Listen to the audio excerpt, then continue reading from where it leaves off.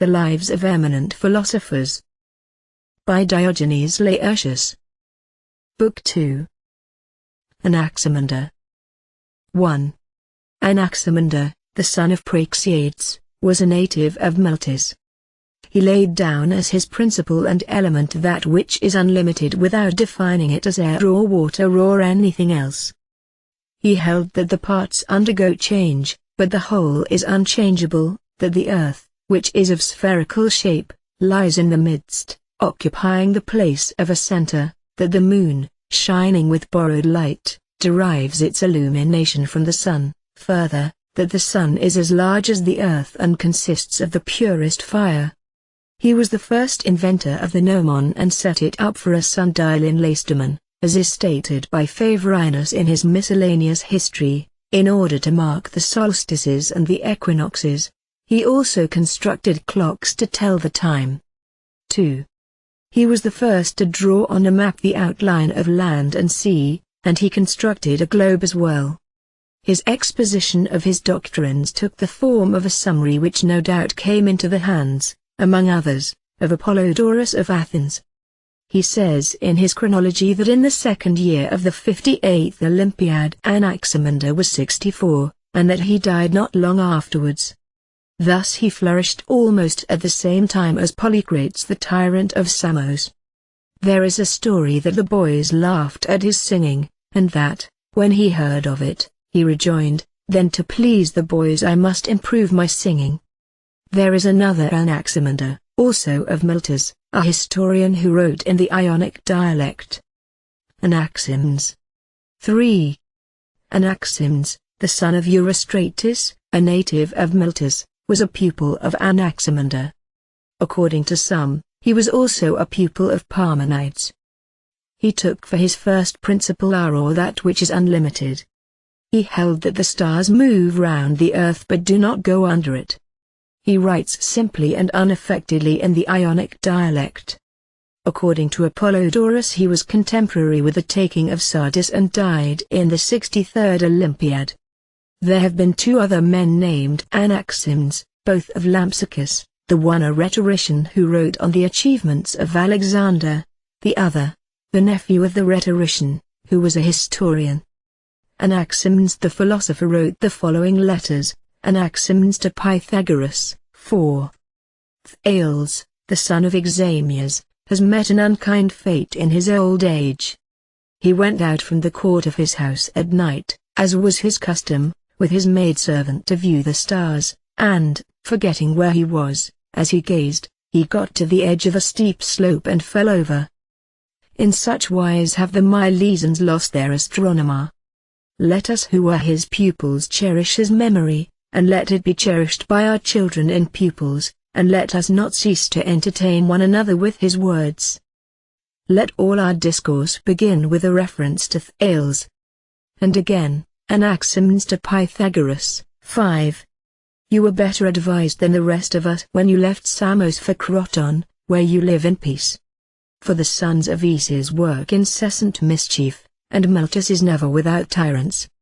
The king of the Medes is another terror to us, not indeed so long as we are willing to pay tribute, but the Ionians are on the point of going to war with the Medes to secure their common freedom, and once we are at war we have no more hope of safety.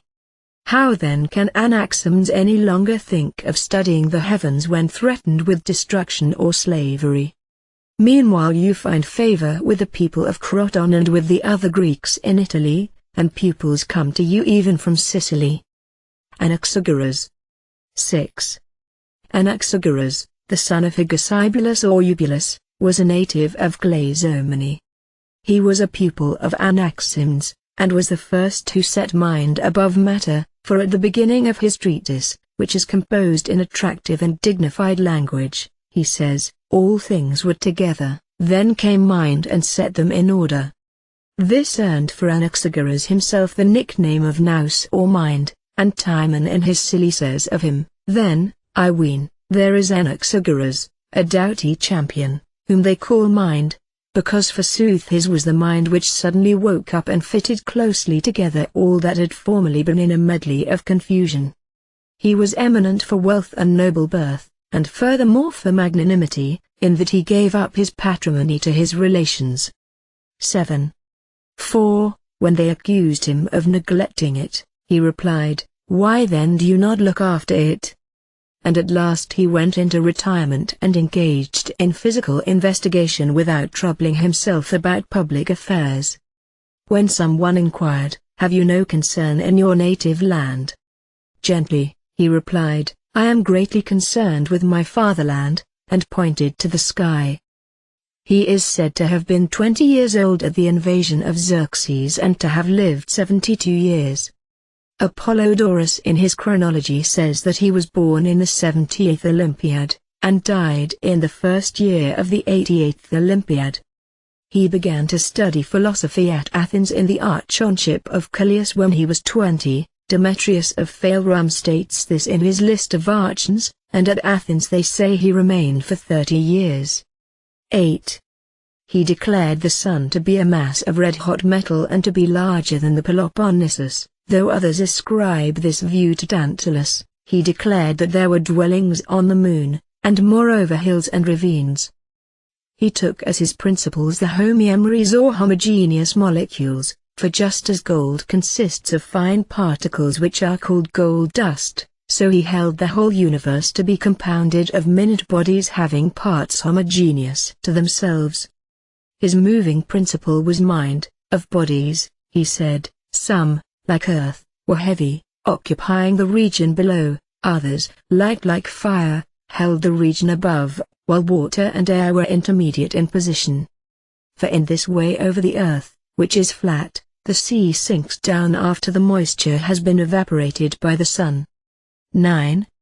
In the beginning the stars moved in the sky as in a revolving dome, so that the celestial pole which is always visible was vertically overhead, but subsequently the pole took its inclined position.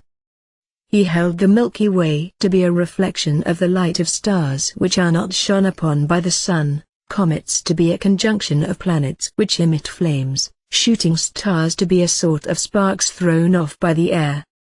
He held that winds arise when the air is rarefied by the sun's heat, that thunder is a clashing together of the clouds, lightning their violent friction, an earthquake a subsidence of air into the earth. Animals were produced from moisture, heat, and an earthy substance. Later the species were propagated by generation from one another, males from the right side, females from the left. 10. There is a story that he predicted the fall of the meteoric stone at Aegospotami, which he said would fall from the sun. Hence Euripides, who was his pupil, in the Phaethon calls the sun itself a golden clod. Furthermore, when he went to Olympia, he sat down wrapped in a sheepskin cloak as if it were going to rain, and the rain came. When someone asked him if the hills at Lampsacus would ever become sea, he replied, "Yes, it only needs time." Being asked to what end he had been born, he replied, "To study sun and moon and heavens." To one who inquired, "You miss the society of the Athenians?" his reply was, "Not I, but they miss mine." When he saw the tomb of Mausolus, he said, "A costly tomb is an image of an estate turned into stone." 11. To one who complained that he was dying in a foreign land, his answer was, "The descent to Hades is much the same from whatever place we start." Favorinus in his miscellaneous history says Anaxagoras was the first to maintain that Homer in his poems treats of virtue and justice, and that this thesis was defended at greater length by his friend Metrodorus of Lampsacus, who was the first to busy himself with Homer's physical doctrine. Anaxagoras was also the first to publish a book with diagrams. Salneus in the first book of his history gives the archonship of Deimos as the date when the meteoric stone fell, 12, and says that Anaxagoras declared the whole firmament to be made of stones, that the rapidity of rotation caused it to cohere, and that if this were relaxed it would fall. Of the trial of Anaxagoras different accounts are given. Sotion in his Succession of the Philosophers says that he was indicted by Cleon on a charge of impiety, because he declared the sun to be a mass of red-hot metal, that his pupil Pericles defended him, and he was fined 5 talents and banished. Citrus in his Lives says that the prosecutor was Thucydides, the opponent of Pericles, and the charge one of treasonable correspondence with Persia as well as of impiety, and that sentence of death was passed on Anaxagoras by default. 13.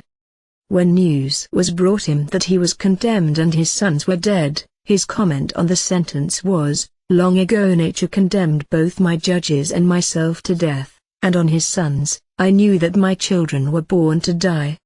Some, however, tell this story of Solon, and others of Xenophon. That he buried his sons with his own hands is asserted by Demetrius of Phalerum in his work on old age. Hermippus in his Lives says that he was confined in the prison pending his execution, that Pericles came forward and asked the people whether they had any fault to find with him in his own public career, to which they replied that they had not. "Well," he continued, "I am a pupil of Anaxagoras, do not then be carried away by slanders and put him to death. Let me prevail upon you to release him." So he was released, but he could not brook the indignity he had suffered and committed suicide. 14. Hieronymus in the second book of his Scattered Notes states that Pericles brought him into court so weak and wasted from illness that he owed his acquittal not so much to the merits of his case as to the sympathy of the judges. So much then on the subject of his trial. He was supposed to have borne Democritus a grudge because he had failed to get into communication with him. At length he retired to Lampsacus and there died. And when the magistrates of the city asked if there was anything he would like done for him, he replied that he would like them to grant an annual holiday to the boys in the month in which he died, and the custom is kept up to this day. 15. So, when he died, the people of Lampsacus gave him honorable burial and placed over his grave the following inscription: "Here Anaxagoras, who in his quest of truth scaled heaven itself, is laid to rest." I also have written an epigram upon him: "The sun's a molten mass," quoth Anaxagoras, "this is his crime. His life must pay the price." Pericles from that fate rescued his friend too late, his spirit crushed, by his own hand he dies. There have been 3 other men who bore the name of Anaxagoras, of whom no other writer gives a complete list. The first was a rhetorician of the school of Socrates, the second a sculptor, mentioned by Antigonus, the third a grammarian, pupil of Zeneditus. Archelaus. 16. Archelaus, the son of Apollodorus, or as some say of Maedon, was a citizen of Athens or of Miletus. He was a pupil of Anaxagoras, who first brought natural philosophy from Ionia to Athens. Archelaus was the teacher of Socrates. He was called the physicist inasmuch as with him natural philosophy came to an end, as soon as Socrates had introduced ethics. It would seem that Archelaus himself also treated of ethics, for he has discussed laws and goodness and justice. Socrates took the subject from him and, having improved it to the utmost, was regarded as its inventor. Archelaus laid down that there were 2 causes of growth or becoming, heat and cold, that living things were produced from slime, and that what is just and what is base depends not upon nature but upon convention. 17. His theory is to this effect. Water is melted by heat and produces on the one hand earth in so far as by the action of fire it sinks and coheres, while on the other hand it generates air in so far as it overflows on all sides. Hence the earth is confined by the air, and the air by the circumambient fire.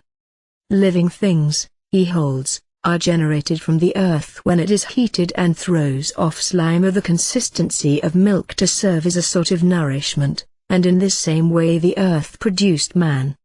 He was the first who explained the production of sound as being the concussion of the air, and the formation of the sea in hollow places as due to its filtering through the earth. He declared the sun to be the largest of the heavenly bodies and the universe to be unlimited. There have been 3 other men who bore the name of Archelaus, the topographer who described the countries traversed by Alexander, the author of a treatise on natural curiosities, and lastly a rhetorician who wrote a handbook on his art. Socrates. 18. Socrates was the son of Socratics, a sculptor, and of Phanerete, a midwife. As we read in the Theaetetus of Plato, he was a citizen of Athens and belonged to the Demolopes. It was thought that he helped Euripides to make his plays, hence Nisimachus writes, "This new play of Euripides is the Phrygians, and Socrates provides the wood for frying." And again he calls Euripides an engine riveted by Socrates. Ancilius in the Captives, A. Pray why so solemn, why this lofty air? B. I've every right, I'm helped by Socrates. Aristophanes in the Clouds, Tis he composes for Euripides those clever plays, much sound and little sense. 19. According to some authors he was a pupil of Anaxagoras, and also of Damon, as Alexander states in his Successions of Philosophers. When Anaxagoras was condemned, he became a pupil of Archelaus the physicist. Aristophanes asserts that Archelaus was very fond of him. Aries makes him out to have been a slave and to have been employed on stonework, and the draped figures of the Graces on the Acropolis have by some been attributed to him. Hence the passage in Timon's Silly, from these diverged the sculptor, a prater about laws, the enchanter of Greece, inventor of subtle arguments, the sneerer who mocked at fine speeches, half Attic in his mock humility. He was formidable in public speaking, according to Idomeneus, 20. Moreover, as Xenophon tells us, the 30 forbade him to teach the art of words. And Aristophanes attacks him in his plays for making the worse appear the better reason.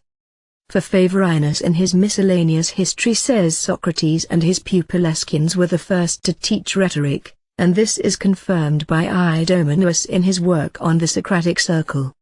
Again, he was the first who discoursed on the conduct of life, and the first philosopher who was tried and put to death. Aristophanes, the son of Spintharus, says of him that he made money, he would at all events invest sums, collect the interest accruing, and then, when this was expended, put out the principal again. Demetrius of Byzantium relates that Crito removed him from his workshop and educated him, being struck by his beauty of soul. 21. That he discussed moral questions in the workshops and the marketplace, being convinced that the study of nature is no concern of ours, and that he claimed that his inquiries embraced whatsoever is good or evil in an house, that frequently, owing to his vehemence in argument, men set upon him with their fists or tore his hair out, and that for the most part he was despised and laughed at, yet bore all this usage patiently. So much so that, when he had been kicked, and someone expressed surprise at his taking it so quietly, Socrates rejoined, "Should I have taken the law of a donkey, supposing that he had kicked me?" Thus far Demetrius. 22. Unlike most philosophers, he had no need to travel, except when required to go on an expedition. The rest of his life he stayed at home and engaged all the more keenly in argument with anyone who would converse with him, his aim being not to alter his opinion but to get at the truth. They relate that Euripides gave him the treatise of Heraclitus and asked his opinion upon it, and that his reply was, "The part one understand is excellent, and so too is, I dare say, the part one do not understand, but it needs a Delian diver to get to the bottom of it." He took care to exercise his body and kept in good condition. At all events he served on the expedition to Amphipolis, and when in the battle of Delium Xenophon had fallen from his horse, he stepped in and saved his life. 23. For in the general flight of the Athenians he personally retired at his ease, quietly turning round from time to time and ready to defend himself in case he were attacked.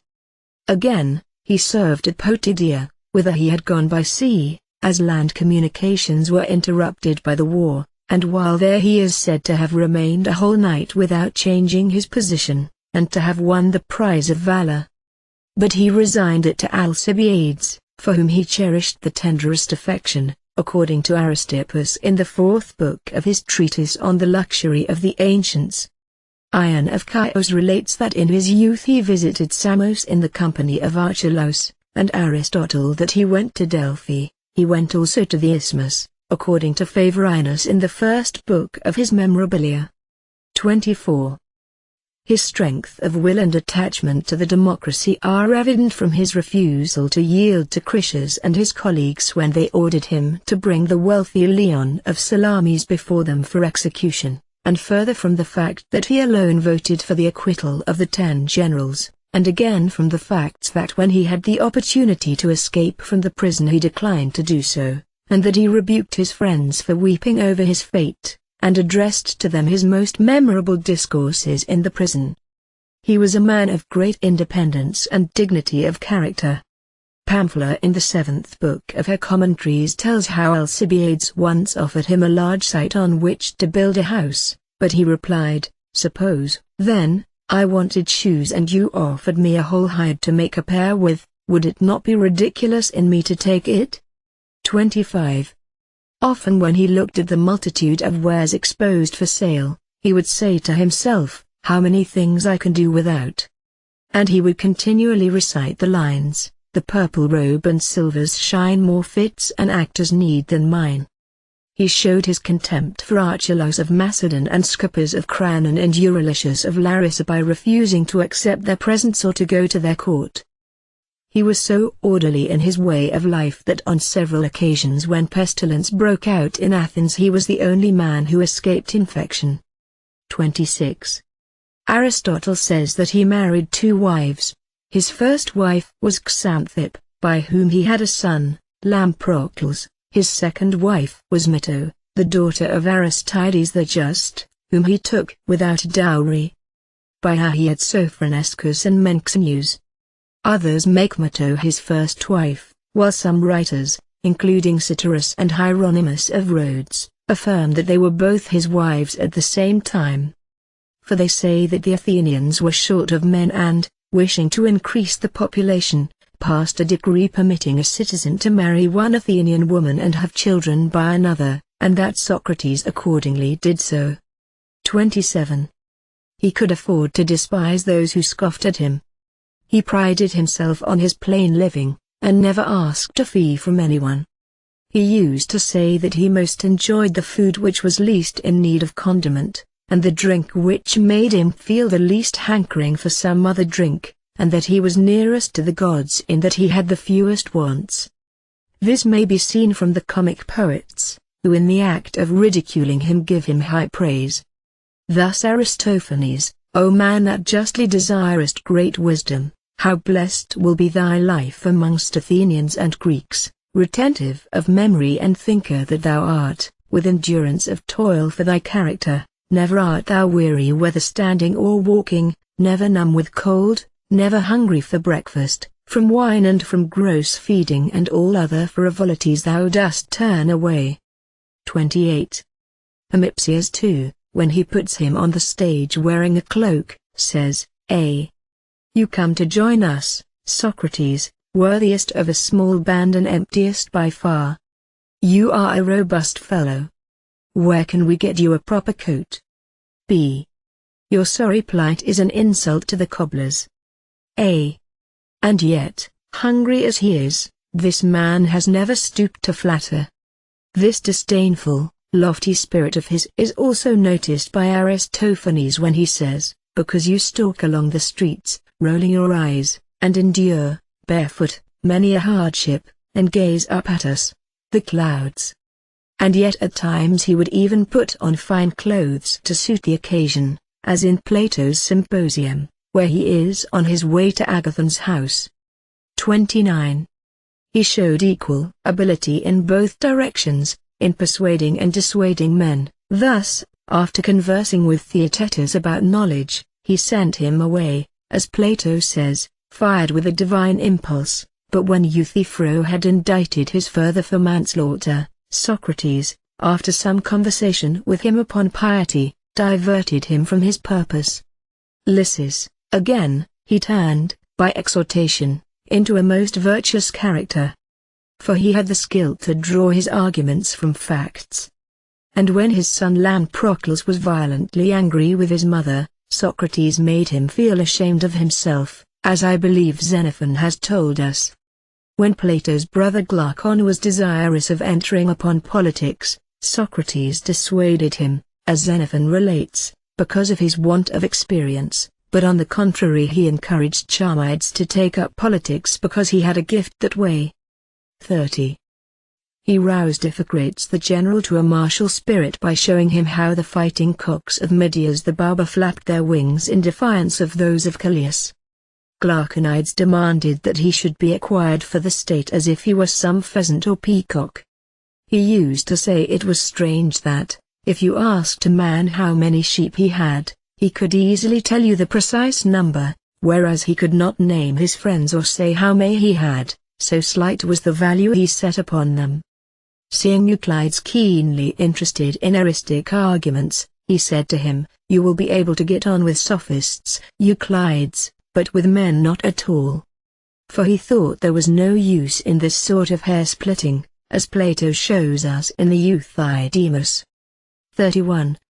Again, when Charmides offered him some slaves in order that he might derive an income from them, he declined the offer, and according to some he scorned the beauty of Alcibiades. He would extol leisure as the best of possessions, according to Xenophon in the Symposium.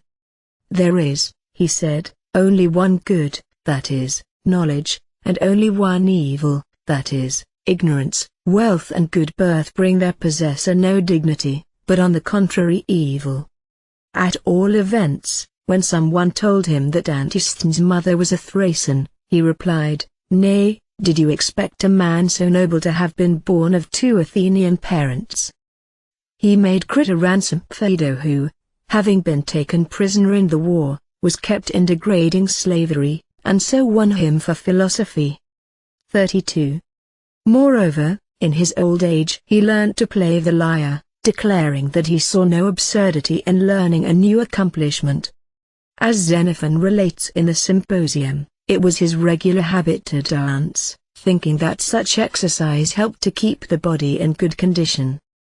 He used to say that his supernatural sign warned him beforehand of the future, that to make a good start was no trifling advantage, but a trifle turned the scale, and that he knew nothing except just the fact of his ignorance. He said that, when people paid a high price for fruit which had ripened early, they must despair of seeing the fruit ripen at the proper season. And, being once asked in what consisted the virtue of a young man, he said, "In doing nothing to excess." He held that geometry should be studied to the point at which a man is able to measure the land which he acquires or parts with. 33. On hearing the line of Euripides' Pleiorg where the poet says of virtue, "'Tis best to let her roam at will," he got up and left the theatre. For he said it was absurd to make a hue and cry about a slave who could not be found, and to allow virtue to perish in this way. Someone asked him whether he should marry or not, and received the reply, "Whichever you do you will repent it." He used to express his astonishment that the sculptors of marble statues should take pains to make the block of marble into a perfect likeness of a man, and should take no pains about themselves lest they should turn out mere blocks, not men. He recommended to the young the constant use of the mirror, to the end that handsome men might acquire a corresponding behavior, and ugly men conceal their defects by education. 34. He had invited some rich men and, when Xanthip said she felt ashamed of the dinner, "Never mind," said he, "for if they are reasonable they will put up with it, and if they are good for nothing, we shall not trouble ourselves about them." He would say that the rest of the world lived to eat, while he himself ate to live. Of the mass of men who do not count he said it was as if someone should object to a single tetradrachm as counterfeit and at the same time let a whole heap made up of just such pieces pass as genuine. Aeschines said to him, "I am a poor man and have nothing else to give, but I offer you myself," and Socrates answered, "Nay, do you not see that you are offering me the greatest gift of all?" To one who complained that he was overlooked when the 30 rose to power, he said, "You are not sorry for that, are you?" 35. To one who said, "You are condemned by the Athenians to die," he made answer, "So are they, by nature." But some ascribe this to Anaxagoras. When his wife said, "You suffer unjustly," he retorted, "Why would you have me suffer justly?" He had a dream that someone said to him, "On the third day thou shalt come to the fertile fields of the earth," and he told Aeschines, "On the third day I shall die." When he was about to drink the hemlock, Apollodorus offered him a beautiful garment to die in. "What," said he, "is my own good enough to live in but not to die in?" When he was told that so-and-so spoke ill of him, he replied, "True, for he has never learned to speak well." 36. When Antisthenes turned his cloak so that the tear in it came into view, "I see," said he, "your vanity through your cloak." To one who said, "Don't you find so-and-so very offensive?" his reply was, "No, for it takes two to make a quarrel." We ought not to object, he used to say, to be subjects for the comic poets, for if they satirize our faults they will do us good, and if not they do not touch us. When Xanthip first scolded him and then drenched him with water, his rejoinder was, "Did I not say that Xanthip's thunder would end in rain?" When Alcibiades declared that the scolding of Xanthip was intolerable, "Nay, I have got used to it," said he, "as to the continued rattle of a windlass." "And you do not mind the cackle of geese?" 37. "No," replied Alcibiades, "but they furnish me with eggs and goslings."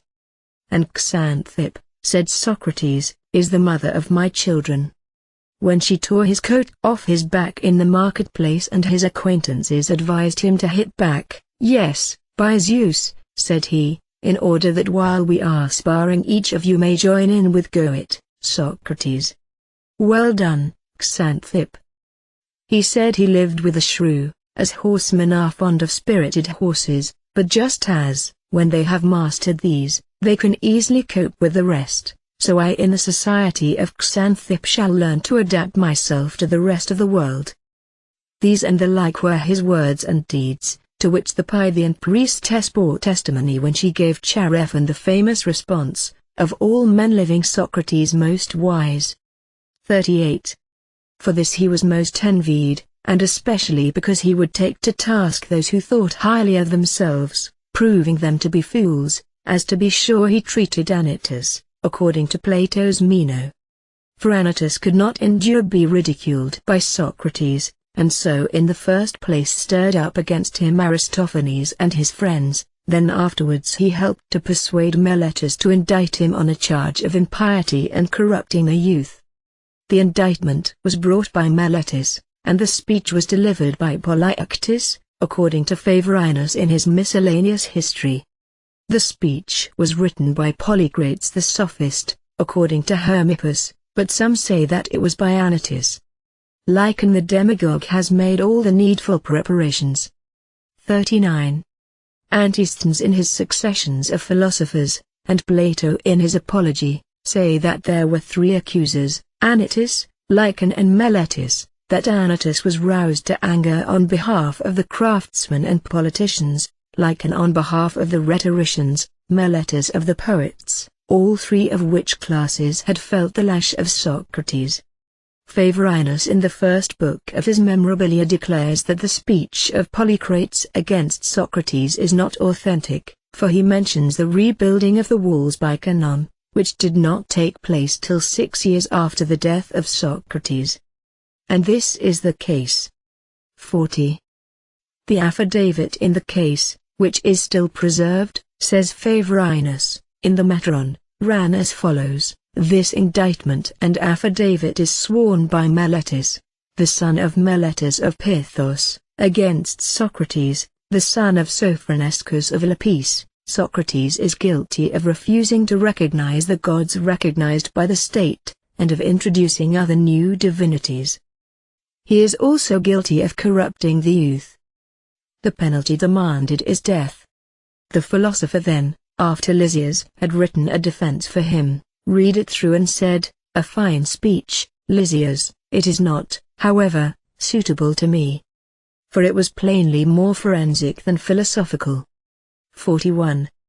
Lysias said, "If it is a fine speech, how can it fail to suit you?" "Well," he replied, would not fine raiment and fine shoes be just as unsuitable to me? Justus of Tiberias in his book entitled The Wreath says that in the course of the trial Plato mounted the platform and began, "Though I am the youngest, men of Athens, of all who ever rose to address you," whereupon the judges shouted out, "Get down! Get down!" When therefore he was condemned by 281 votes more than those given for acquittal, and when the judges were assessing what he should suffer or what fine he should pay, he proposed to pay 25 drachmae. Eubulides indeed says he offered 100. 42. When this caused an uproar among the judges, he said, "Considering my services, I assess the penalty ad maintenance in the praetorium at the public expense." Sentence of death was passed, with an accession of 80 fresh votes. He was put in prison, and a few days afterwards drank the hemlock, after much noble discourse which Plato records in the Phaedo. Further, according to some, he composed a paean beginning, "All hail, Apollo, Delos Lord! Hail Artemis, ye noble pair!" Dionysodorus denies that he wrote the paean. He also composed a fable of Aesop, not very skillfully, beginning, "Judge not, ye men of Corinth," Aesop cried, "of virtue as the jury courts decide." 43. So he was taken from among men, and not long afterwards the Athenians felt such remorse that they shut up the training grounds and gymnasia. They banished the other accusers but put Meletus to death. They honored Socrates with a bronze statue, the work of Lysippus, which they placed in the Hall of Processions. And no sooner did Anytus visit Heracles than the people of that town expelled him on that very day. Not only in the case of Socrates but in very many others the Athenians repented in this way.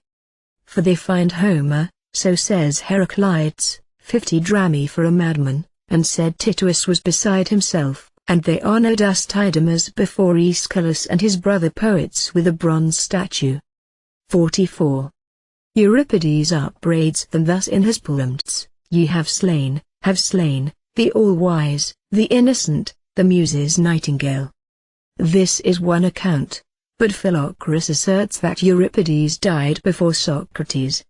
He was born, according to Apollodorus in his chronology, in the archonship of Apsiphon, in the 4th year of the 77th Olympiad, on the 6th day of the month of Tharglion, when the Athenians purify their city, which according to the Delians is the birthday of Artemis. He died in the 1st year of the 95th Olympiad at the age of 70. With this Demetrius of Phalerum agrees, but some say he was 60 when he died. 45. Both were pupils of Anaxagoras, I mean Socrates and Euripides, who was born in the 1st year of the 75th Olympiad in the archonship of Cleades. In my opinion Socrates discoursed on physics as well as on ethics, since he holds some conversations about providence, even according to Xenophon, who, however, declares that he only discussed ethics. But Plato, after mentioning Anaxagoras and certain other physicists in the Apology, treats for his own part themes which Socrates disowned, although he puts everything into the mouth of Socrates. Aristotle relates that a magician came from Syria to Athens and, among other evils with which he threatened Socrates, predicted that he would come to a violent end. 46.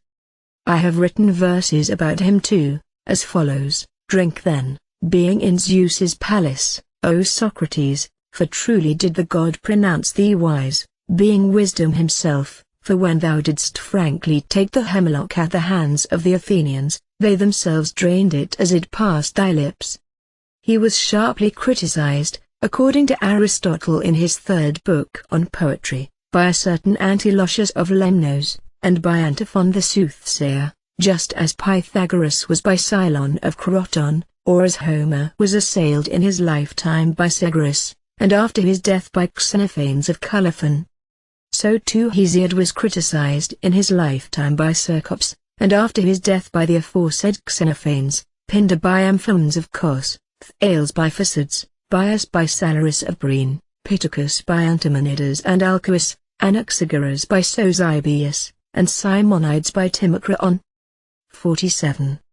Of those who succeeded him and were called Socratics, the chief were Plato, Xenophon, Antisthenes, and of 10 names on the traditional list the most distinguished are Aeschines, Phaedo, Euclides, Aristippus.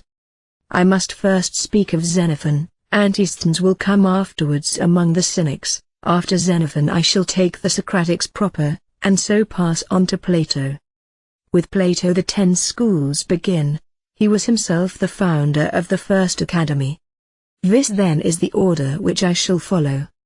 Of those who bear the name of Socrates there is one, a historian, who wrote a geographical work upon Argos, another, a peripatetic philosopher of Bithynia, a third, a poet who wrote epigrams, lastly, Socrates of Kos, who wrote on the names of the gods. Xenophon. 48. Xenophon, the son of Gryllus, was a citizen of Athens and belonged to the Demertia. He was a man of rare modesty and extremely handsome. The story goes that Socrates met him in a narrow passage, and that he stretched out his stick to bar the way, while he inquired where every kind of food was sold. Upon receiving a reply, he put another question, and where do men become good and honorable? Xenophon was fairly puzzled. Then follow me, said Socrates, and learn. From that time onward he was a pupil of Socrates. He was the first to take notes of, and to give to the world, the conversation of Socrates, under the title of Memorabilia. Moreover, he was the first to write a history of philosophers. Aristippus, in the 4th book of his work on the luxury of the ancients, declares that he was enamored of Clinias, 49. And said in reference to him, "It is sweeter for me to gaze on Clinias than on all the fair sights in the world. I would be content to be blind to everything else if I could but gaze on him alone. I am vexed with the night and with sleep because I cannot see Clinias, and most grateful to the day and the sun for showing him to me." He gained the friendship of Cyrus in the following way. He had an intimate friend named Proxenus, a Boeotian, a pupil of Gorgias of Leontini and a friend of Cyrus. Proxenus, while living in Sardis at the court of Cyrus, wrote a letter to Xenophon at Athens, inviting him to come and seek the friendship of Cyrus. 50. Xenophon showed this letter to Socrates and asked his advice, which was that he should go to Delphi and consult the oracle. Xenophon complied and came into the presence of the god. He inquired, not whether he should go and seek service with Cyrus, but in what way he should do so. For this Socrates blamed him, yet at the same time he advised him to go. On his arrival at the court of Cyrus he became as warmly attached to him as Proxenus himself. We have his own sufficient narrative of all that happened on the expedition and on the return home.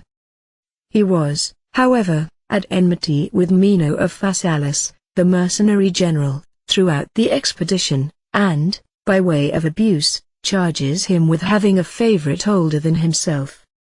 Again, he reproaches one Apollonides with having had his ears bored. 51. After the expedition and the misfortunes which overtook it in Pontus and the treacheries of Suths, the king of the Odrysians, he returned to Asia, having enlisted the troops of Cyrus as mercenaries in the service of Agesilaus, the Spartan king, to whom he was devoted beyond measure. About this time he was banished by the Athenians for siding with Sparta. When he was in Ephesus and had a sum of money, he entrusted 1/2 of it to Megabyzus, the priest of Artemis, to keep until his return, or if he should never return, to apply to the erection of a statue in honor of the goddess. But the other half he sent in votive offerings to Delphi. Next he came to Greece with Agesilaus, who had been recalled to carry on the war against Thebes. And the Lacedaemonians conferred on him a privileged position. 52. He then left Agesilaus and made his way to Scyllus, a place in the territory of Elis not far from the city. According to Demetrius of Magnesia he was accompanied by his wife Philesia, and, in a speech written for the freedmen whom Xenophon prosecuted for neglect of duty, Dinacus mentions that his 2 sons Graulis and Diodorus, The Dioscuri, as they were called, also went with him. Megabaeus having arrived to attend the festival, Xenophon received from him the deposit of money and bought and dedicated to the goddess an estate with a river running through, which bears the same name Selinus as the river at Ephesus. And from that time onward he hunted, entertained his friends, and worked at his histories without interruption. Diogenes, however, asserts that it was the Lacedaemonians who gave him a house and land. 53. At the same time, we are told that Philopaedas the Spartan sent to him at Scylla a present of captive slaves from Dardanus, and that he disposed of them as he thought fit, and that the Eleans marched against Scylla, and owing to the slowness of the Spartans captured the place, whereupon his sons retired to Larium with a few of the servants, while Xenophon himself, who had previously gone to Elis, went next to Larium to join his sons, and then made his escape with them from Larium to Corinth and took up his abode there. Meanwhile the Athenians passed a decree to assist Sparta, and Xenophon sent his sons to Athens to serve in the army in defense of Sparta. 54. According to Diocles in his Lives of the Philosophers, they had been trained in Sparta itself. Diodorus came safe out of the battle without performing any distinguished service, and he had a son of the same name, Graulus, as his brother.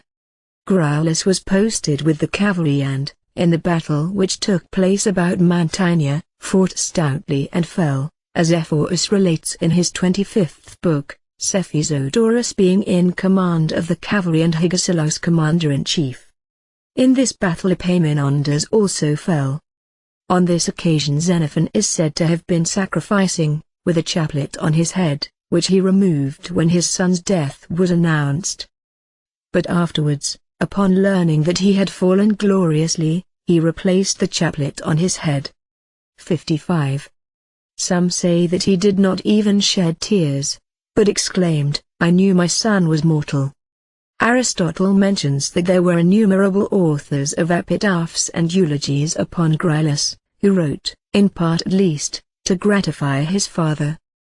Hermippus too, in his Life of Theophrastus, affirms that even Socrates wrote an encomium on Graulus. Timon, however, jeers at Xenophon in the lines, "A feeble pair or triad of works, or even a greater number, such as would come from Xenophon or the might of Aeschines, that not unpersuasive writer." Such was his life. He flourished in the 4th year of the 94th Olympiad, and he took part in the expedition of Cyrus in the archonship of Xenonetus in the year before the death of Socrates. 56. He died, according to Ctesioclides of Athens in his list of archons and Olympic victors, in the 1st year of the 105th Olympiad, in the archonship of Calodemides, the year in which Philip, the son of Amyntas, came to the throne of Macedon. He died at Corinth, as is stated by Demetrius of Magnesia, obviously at an advanced age. He was a worthy man in general, particularly fond of horses and hunting, an able tactician as is clear from his writings, pious, fond of sacrificing, and an expert in augury from the victims, and he made Socrates his exact model. He wrote some 40 books in all, though the division into books is not always the same, namely, 57. The Anabasis, with a preface to each separate book but not one to the whole work. Cyropaedia. Hellenica. Memorabilia. Symposium. Economicus. On horsemanship. On hunting. On the duty of a cavalry general. A defense of Socrates. On revenues. Hieron or of tyranny. Agesilaus. The constitutions of Athens and Sparta. Demetrius of Magnesia denies that the last of these works is by Xenophon. There is a tradition that he made Thucydides famous by publishing his history, which was unknown, and which he might have appropriated to his own use. By the sweetness of his narrative he earned the name of the Attic Muse. Hence he and Plato were jealous of each other, as will be stated in the chapter on Plato. 58. There is an epigram of mine on him also. Up the steep path to fame toiled Xenophon in that long march of glorious memories, in deeds of Greece, How bright his lesson shone! How fair was wisdom seen in Socrates! There is another on the circumstances of his death, albeit the countrymen of Cranaus and Cecrops condemned thee, Xenophon, to exile on account of thy friendship for Cyrus, yet hospitable Corinth welcomed thee, so well content with the delights of that city wast thou, and there didst resolve to take up thy rest. 59. In other authorities I find the statement that he flourished, along with the other Socratics, in the 89th Olympiad, and Astrus affirms that he was banished by a decree of Eubulus and recalled by a decree of the same man. There have been 7 Xenophons, the first our subject himself, the second an Athenian, brother of Pythostratus, who wrote the Theseid, and himself the author, amongst other works, of a biography of Epaminondas and Pelopidas, the third a physician of Cos, the fourth the author of a history of Hannibal, the fifth an authority on legendary marvels, the sixth a sculptor, of Paros, the seventh a poet of the Old Comedy. Aeschines. 60. Aeschines was the son of Charinus the sausage-maker, but others make his father's name Lysanias. He was a citizen of Athens, industrious from his birth up. For this reason he never quitted Socrates, hence Socrates' remark, "Only the sausage-maker's son knows how to honor me." Idomeneus declared that it was Aeschines, not Crito, who advised Socrates in the prison about making his escape, but that Plato put the words into the mouth of Crito because Aeschines was more attached to Aristippus than to himself. It was said maliciously, by Menedemus of Eretria in particular, that most of the dialogues which Aeschines passed off as his own were really dialogues of Socrates obtained by him from Xanthippe. Those of them which are said to have no beginning, are very slovenly and show none of the vigor of Socrates. Pisistratus of Ephesus even denied that they were written by Aeschines. 61. Persius indeed attributes the majority of the 7 to Pasiphon of the school of Eretria, who inserted them among the dialogues of Aeschines. Moreover, Aeschines made use of the Little Cyrus, the Lesser Heracles and the Alcibiades of Antisthenes as well as dialogues by other authors. However that may be, of the writings of Aeschines those stamped with a Socratic character are 7, namely Miltiades, which for that reason is somewhat weak, then Callias, Axiotius, Aspasia, Alcibiades, Telages, and Rhinon. They say that want drove him to Sicily to the court of Dionysius, and that Plato took no notice of him, but he was introduced to Dionysius by Aristippus, and on presenting certain dialogues received gifts from him. 62. Afterwards, on his return to Athens he did not venture to lecture owing to the popularity of Plato and Aristippus. But he took fees from pupils, and subsequently composed forensic speeches for aggrieved clients. This is the point of Timon's reference to him as the mite of Aeschines, that not unconvincing writer. They say that Socrates, seeing how he was pinched by poverty, advised him to borrow from himself by reducing his rations. Aristippus among others had suspicions of the genuineness of his dialogues. At all events, as he was reading one at Megara, Aristippus rallied him by asking, "Where did you get that, you thief?" 63. Polycritus of Mende, in the first book of his History of Dionysius, says that he lived with the tyrant until his expulsion from Syracuse, and survived until the return of Dion, and that with him was Carcinus the tragic poet. There is also extant an epistle of Aeschines to Dionysius. That he had received a good rhetorical training is clear from his defense of the father of Pharx the general, and from his defense of Dion. He is a close imitator of Gorgias of Leontini. Moreover, Lysias attacked him in a speech which he entitled On Dishonesty. And from this too it is clear that he was a rhetorician. A single disciple of his is mentioned, Aristotle, whose nickname was Story. 64. Pernicius thinks that, of all the Socratic dialogues, those by Plato, Xenophon, Antisthenes and Aeschines are genuine. He is in doubt about those ascribed to Phaedo and Euclides, but he rejects the others one and all. there are 8 men who have borne the name of Aeschines: 1. Our subject himself; 2. The author of handbooks of rhetoric; 3. The orator who opposed Demosthenes; 4. An Arcadian, a pupil of Isocrates; 5. A Mytilenean whom they used to call the scourge of rhetoricians; 6. A Neapolitan, an academic philosopher, a pupil and favorite of Laertius of Rhodes; 7. A Milesian who wrote upon politics; 8. A sculptor. Aristippus. 65. Aristippus was by birth a citizen of Syrian and, as Aeschines informs us, was drawn to Athens by the fame of Socrates. Having come forward as a lecturer or sophist, as Phanias of Ephesus, the peripatetic, informs us, he was the first of the followers of Socrates to charge fees and to send money to his master. And on one occasion the sum of 20 minae which he had sent was returned to him, Socrates declaring that the supernatural sign would not let him take it. The very offer, in fact, annoyed him. Xenophon was no friend to Aristippus, and for this reason he has made Socrates direct against Aristippus the discourse in which he denounces pleasure. Not but what Theodorus in his work on sects abuses him, and so does Plato in the Dialogue on the Soul, as has been shown elsewhere. 66. He was capable of adapting himself to place, time and person, and of playing his part appropriately under whatever circumstances. Hence he found more favor than anybody else with Dionysius, because he could always turn the situation to good account. He derived pleasure from what was present, and did not toil to procure the enjoyment of something not present. Hence Diogenes called him the king's poodle Timon, 2, sneered at him for luxury in these words: such was the delicate nature of Aristippus, who groped after error by touch. He is said to have ordered a partridge to be bought at a cost of 50 drachmae, and, when someone censured him, he inquired, "Would not you have given an obol for it?" And, being answered in the affirmative, rejoined, 50 drachmae are no more to me. 67.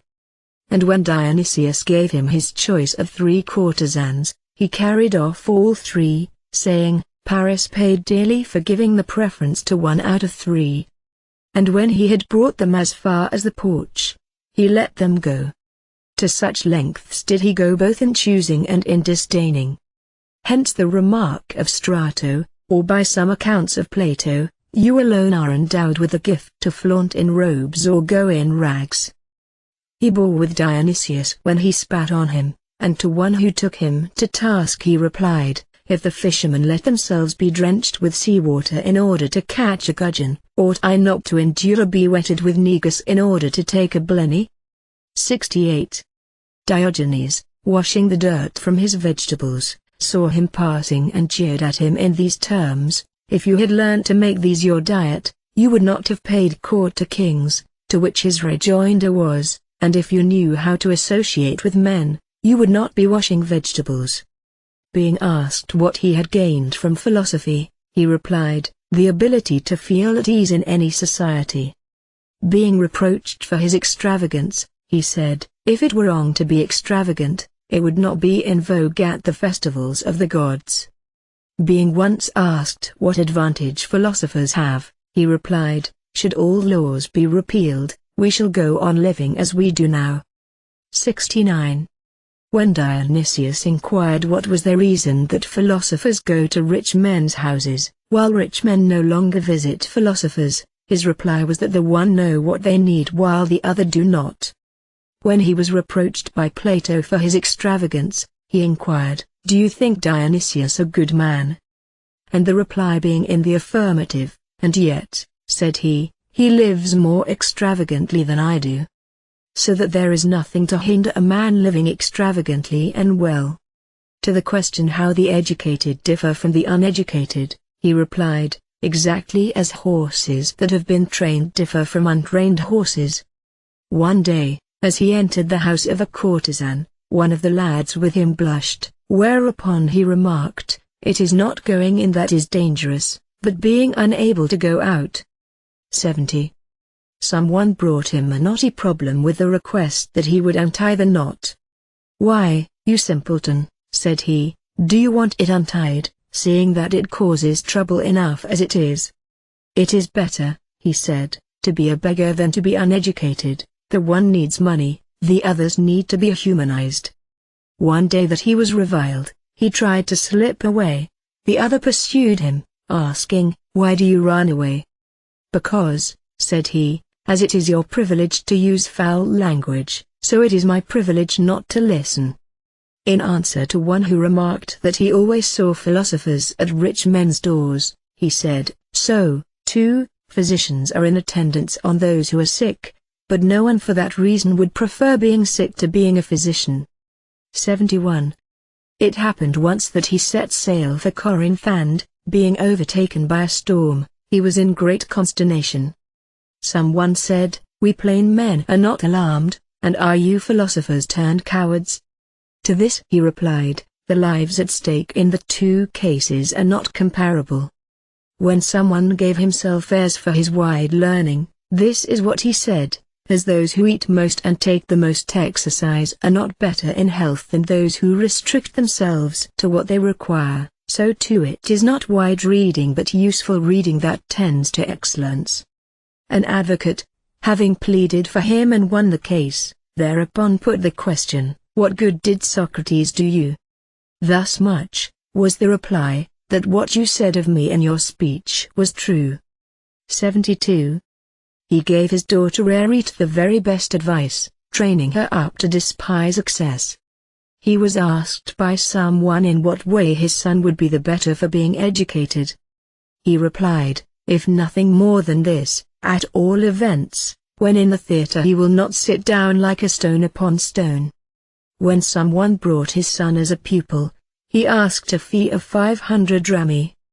The father objected, "For that sum I can buy a slave." "Then do so," was the reply, "and you will have two." He said that he did not take money from his friends for his own use, but to teach them upon what objects their money should be spent. When he was reproached for employing a rhetorician to conduct his case, he made reply, "Well, if I give a dinner, I hire a cook." 73. Being once compelled by Dionysius to enunciate some doctrine of philosophy, "It would be ludicrous," he said, "that you should learn from me what to say, and yet instruct me when to say it." At this, they say, Dionysius was offended and made him recline at the end of the table. And Aristippus said, "You must have wished to confer distinction on the last place." To someone who boasted of his diving, "Are you not ashamed," said he, "to brag of that which a dolphin can do?" Being asked on one occasion what is the difference between the wise man and the unwise, "Strip them both," said he, "and send them among strangers and you will know." To one who boasted that he could drink a great deal without getting drunk, his rejoinder was, "And so can a mule." 74. To one who accused him of living with a courtesan, he put the question, "Why, is there any difference between taking a house in which many people have lived before and taking one in which nobody has ever lived?" The answer being no, he continued, "Or again, between sailing in a ship in which 10,000 persons have sailed before and in one in which nobody has ever sailed? There is no difference."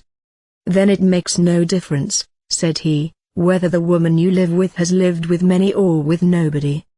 To the accusation that, although he was a pupil of Socrates, he took fees, his rejoinder was, "Most certainly I do," for Socrates, too, when certain people sent him corn and wine, used to take a little and return all the rest, and he had the foremost men in Athens for his stewards, whereas mine is my slave Eutychides.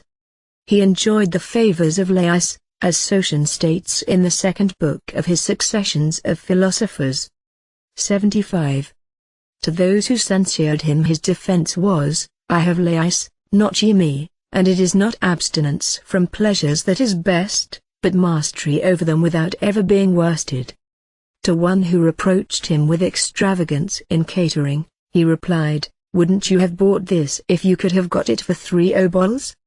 The answer being in the affirmative, "Very well, then," said Aristippus, "I am no longer a lover of pleasure, it is you who are a lover of money."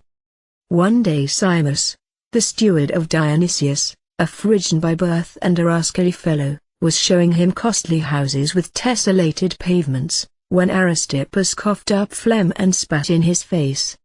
And on his resenting this he replied, "I could not find any place more suitable." 76. When Charondas, or, as others say, Phaedo, inquired, "Who is this who reeks with unguents?" he replied, "It is I, unlucky wight, and the still more unlucky Persian king. But, as none of the other animals are at any disadvantage on that account, consider whether it be not the same with man. Confound the effeminates who spoil for us the use of good perfume." Being asked how Socrates died, he answered, "As I would wish to die myself." Polyxenus the sophist once paid him a visit and, after having seen ladies present and expensive entertainment, reproached him with it later. After an interval Aristippus asked him, "Can you join us today?" 77. On the other accepting the invitation, Aristippus inquired, "Why, then, did you find fault? For you appear to blame the cost and not the entertainment." When his servant was carrying money and found the load too heavy, the story is told by Bion in his lectures, Aristippus cried, "Pour away the greater part, and carry no more than you can manage." Being once on a voyage, as soon as he discovered the vessel to be manned by pirates, he took out his money and began to count it, and then, as if by inadvertence, he let the money fall into the sea, and naturally broke out into lamentation. Another version of the story attributes to him the further remark that it was better for the money to perish on account of Aristippus than for Aristippus to perish on account of the money. Dionysius once asked him what he was come for, and he said it was to impart what he had and obtain what he had not. 78. But some make his answer to have been, "When I needed wisdom, I went to Socrates, now that I am in need of money, I come to you." He used to complain of mankind that in purchasing earthenware they made trial whether it rang true, but had no regular standard by which to judge life. Others attribute this remark to Diogenes. One day Dionysius over the wine commanded everybody to put on purple and dance. Plato declined, quoting the line, "I could not stoop to put on women's robes." Aristippus, however, put on the dress and, as he was about to dance, was ready with the repartee, "Even amid the Bacchic revelry true modesty will not be put to shame." 79. He made a request to Dionysius on behalf of a friend and, failing to obtain it, fell down at his feet. And when someone jeered at him, he made reply, "It is not I who am to blame, but Dionysius who has his ears in his feet." He was once staying in Asia and was taken prisoner by Artaphanes, the satrap. "Can you be cheerful under these circumstances?" someone asked. "Yes, you simpleton," was the reply, "for when should I be more cheerful than now that I am about to converse with Artaphanes?" Those who went through the ordinary curriculum, but in their studies stopped short at philosophy, he used to compare to the suitors of Penelope. For the suitors won Melantho, Polydora and the rest of the handmaidens, but were anything but successful in their wooing of the mistress. 80. A similar remark is ascribed to Ariston. "For," he said, "when Odysseus went down into the underworld, he saw nearly all the dead and made their acquaintance, but he never set eyes upon their queen herself." Again, when Aristippus was asked what are the subjects which handsome boys ought to learn, his reply was, "Those which will be useful to them when they are grown up." To the critic who censured him for leaving Socrates to go to Dionysius, his rejoinder was, "Yes, but I came to Socrates for education and to Dionysius for recreation." When he had made some money by teaching, Socrates asked him, "Where did you get so much?" To which he replied, "Where you got so little." 81. A courtesan having told him that she was with child by him, he replied, "You are no more sure of this than if, after running through coursed rushes, you were to say you had been pricked by one in particular." Someone accused him of exposing his son as if it was not his offspring, whereupon he replied, "Phlegm, too, and vermin we know to be of our own begetting. But for all that, because they are useless, we cast them as far from us as possible." He received a sum of money from Dionysius at the same time that Plato carried off a book, and, when he was twitted with this, his reply was, "Well, I want money, Plato wants books." Someone asked him why he let himself be refuted by Dionysius. "For the same reason," said he, "as the others refute him." 82. Dionysius met a request of his for money with the words, "Nay, but you told me that the wise man would never be in want." To which he retorted, "Pay. Pay. And then let us discuss the question." And when he was paid, "Now you see, do you not," said he, "that I was not found wanting?" Dionysius having repeated to him the lines, "Whoso betakes him to a prince's court becomes his slave, albeit of free birth," he retorted, "If a free man he come, no slave is he." This is stated by Diogenes in his work on the lives of philosophers. Other writers refer the anecdotes to Plato. After getting in a rage with Aeschines, he presently addressed him thus, "Are we not to make it up and desist from vaporing, or will you wait for someone to reconcile us over the wine bowl?" To which he replied, "Agreed." 83. Then remember, Aristippus went on, that, though I am your senior, I made the first approaches. Thereupon Aeschines said, "Well done, by Hera. You are quite right, you are a much better man than I am. For the quarrel was of my beginning, you make the first move to friendship." Such are the repartees which are attributed to him. There have been 4 men called Aristippus: 1. Our present subject; 2. The author of a book about Arcadia; 3. The grandchild by a daughter of the first Aristippus, who was known as his mother's pupil; 4. A philosopher of the new academy.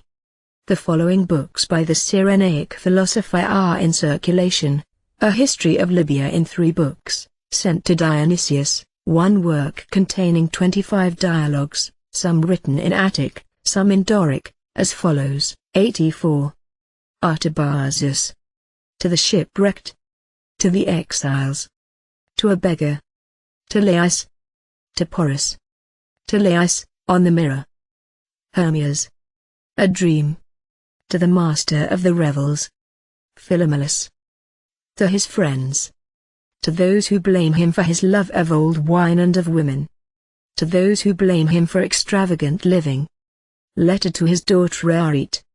To one in training for Olympia. An interrogatory. Another interrogatory. An occasional piece to Dionysius. Another, on the statue. Another, on the daughter of Dionysius. To one who considered himself slighted. To one who essayed to be a counselor. Some also maintain that he wrote 6 books of essays, others, and among them Socrates of Rhodes, that he wrote none at all. 85. According to Sotion in his 2nd book, and Panaetius, the following treatises are his: On Education.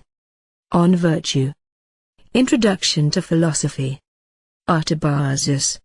The Shipwrecked. The Exiles. 6 books of essays. 3 books of occasional writings, to Laius. To Porus. To Socrates. On Fortune. He laid down as the end the smooth motion resulting in sensation. Having written his life, let me now proceed to pass in review the philosophers of the Cyrenaic school which sprang from him, although some call themselves followers of Hegesias, others followers of Anisrus, others again of Theodorus. Not but what we shall notice further the pupils of Phaedo, the chief of whom were called the school of Eretria. 86. The case stands thus. The disciples of Aristippus were his daughter Arete, Ethiops of Ptolemais, and Antipater of Cyrene. The pupil of Arete was Aristippus, who went by the name of Mother Taught, and his pupil was Theodorus, known as the Atheist, subsequently as God. Antipater's pupil was Epitemides of Cyrene, his was Parabades, and he had as pupils Hegesias, the advocate of suicide, and Anisrus, who ransomed Plato. Those then who adhered to the teaching of Aristippus and were known as Cyrenaics held the following opinions. They laid down that there are two states, pleasure and pain, the former a smooth, the latter a rough motion, and that pleasure does not differ from pleasure nor is one pleasure more pleasant than another. 87.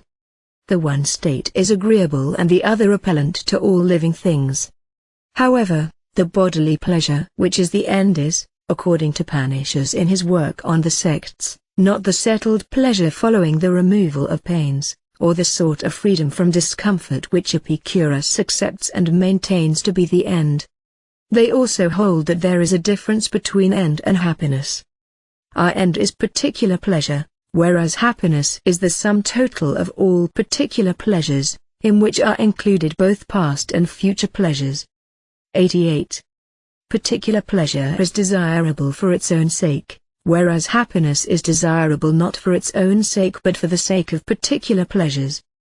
That pleasure is the end is proved by the fact that from our youth up we are instinctively attracted to it, and, when we obtain it, seek for nothing more, and shun nothing so much as its opposite, pain. Pleasure is good even if it proceed from the most unseemly conduct, as Hippolytus says in his work on the sects. For even if the action be irregular, still, at any rate, the resultant pleasure is desirable for its own sake and is good. 89.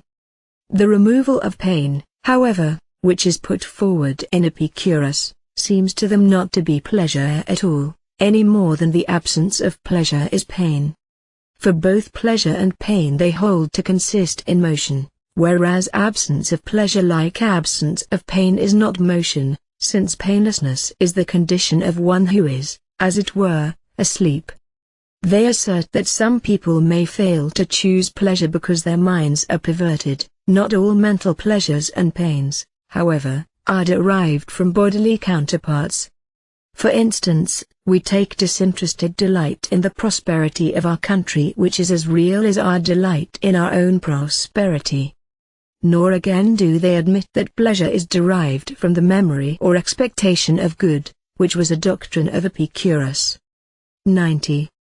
For they assert that the movement affecting the mind is exhausted in course of time. Again they hold that pleasure is not derived from sight or from hearing alone. At all events, we listen with pleasure to imitation of mourning, while the reality causes pain. They gave the names of absence of pleasure and absence of pain to the intermediate conditions. However, they insist that bodily pleasures are far better than mental pleasures, and bodily pains far worse than mental pains, and that this is the reason why offenders are punished with the former. For they assumed pain to be more repellent, pleasure more congenial. For these reasons they paid more attention to the body than to the mind.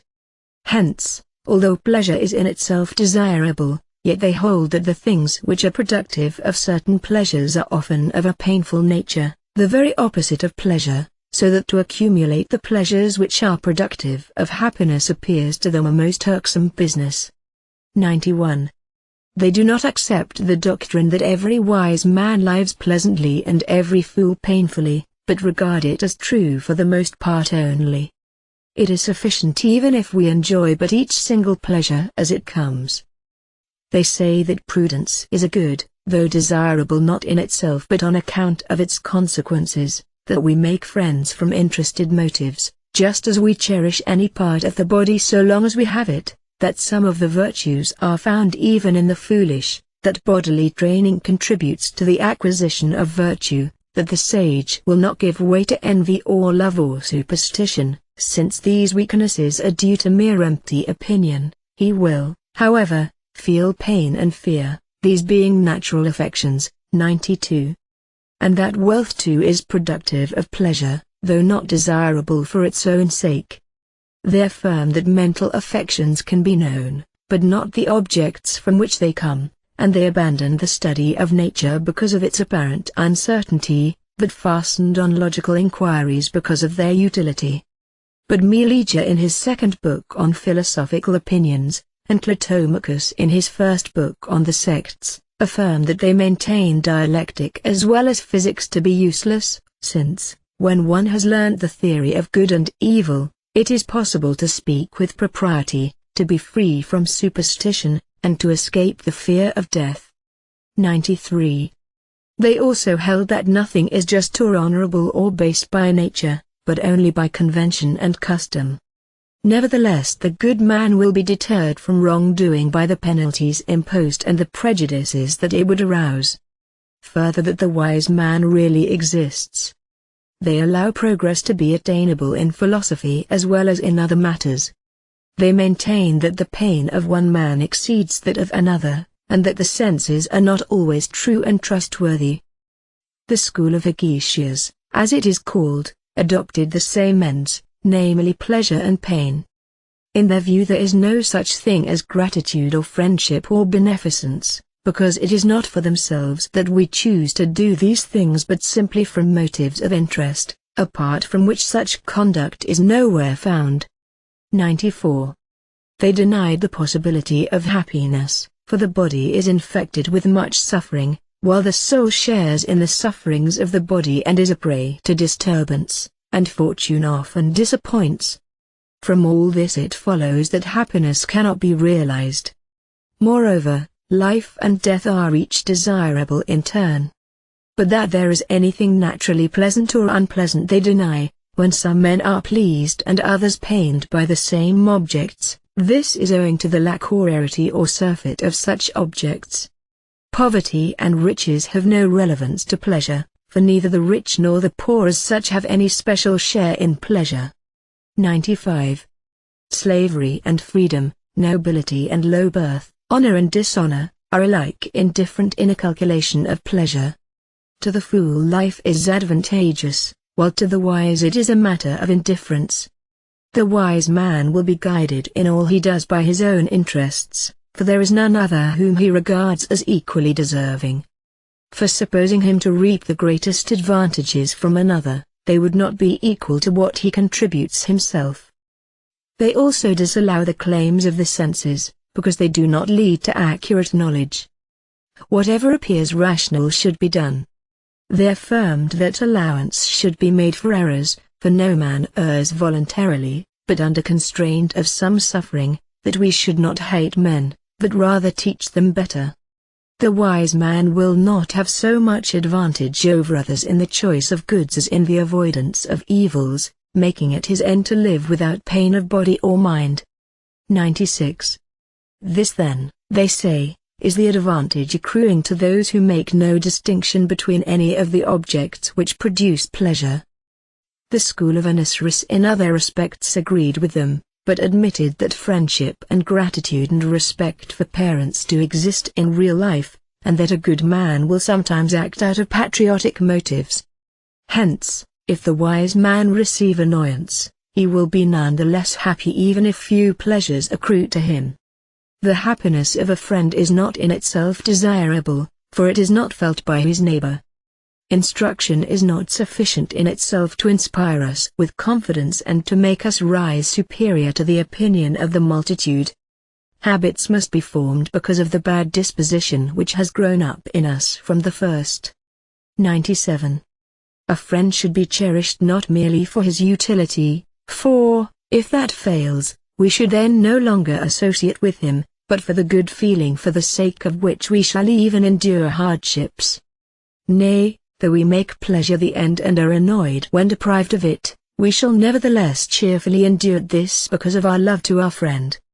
The Theodorians derived their name from Theodorus, who has already been mentioned, and adopted his doctrines. Theodorus was a man who utterly rejected the current belief in the gods. And I have come across a book of his entitled Of the Gods, which is not contemptible. From that book, they say, Epicurus borrowed most of what he wrote on the subject. 98. Theodorus was also a pupil of Laertius and of Dionysius the dialectician, as Antisthenes mentions in his Successions of Philosophers. He considered joy and grief to be the supreme good and evil, the one brought about by wisdom, the other by folly. Wisdom and justice he called goods, and their opposites evils, pleasure and pain being intermediate to good and evil. Friendship he rejected because it did not exist between the unwise nor between the wise. With the former, when the want is removed, the friendship disappears, whereas the wise are self-sufficient and have no need of friends. It was reasonable, as he thought, for the good man not to risk his life in the defense of his country, for he would never throw wisdom away to benefit the unwise. 99. He said the world was his country. Theft, adultery, and sacrilege would be allowable upon occasion, since none of these acts is by nature base, if once you have removed the prejudice against them, which is kept up in order to hold the foolish multitude together. The wise man would indulge his passions openly without the least regard to circumstances. Hence he would use such arguments as this. Is a woman who is skilled in grammar useful insofar as she is skilled in grammar? Yes. And is a boy or a youth skilled in grammar useful insofar as he is skilled in grammar? Yes. 100. Again, is a woman who is beautiful useful insofar as she is beautiful? And the use of beauty is to be enjoyed? Yes. When this was admitted, he would press the argument to the conclusion, namely, that he who uses anything for the purpose for which it is useful does no wrong. And by some such interrogatories he would carry his point. He appears to have been called God, in consequence of the following argument addressed to him by Stilpo. Are you, Theodorus, what you declare yourself to be? To this he assented, and Stilpo continued, and do you say you are God? To this he agreed. Then it follows that you are God. Theodorus accepted this, and Stilpo said with a smile, but, you rascal, at this rate you would allow yourself to be a jackdaw and 10,000 other things. 101. However, Theodorus, sitting on one occasion beside Euryclides, the Hierophant, began, Tell me, Euryclides, who they are who violate the mysteries. Euryclides replied, Those who disclose them to the uninitiated. Then you violate them, said Theodorus, when you explain them to the uninitiated. Yet he would hardly have escaped from being brought before the Areopagus if Demetrius of Phalerum had not rescued him. And Amphicrates in his book upon illustrious men says he was condemned to drink the hemlock. 102. For a while he stayed at the court of Ptolemy the son of Lagus, and was once sent by him as ambassador to Lysimachus. And on this occasion his language was so bold that Lysimachus said, Tell me, are you not the Theodorus who was banished from Athens? To which he replied, Your information is correct, for, when Athens could not bear me any more than Semele could Dionysus, she cast me out.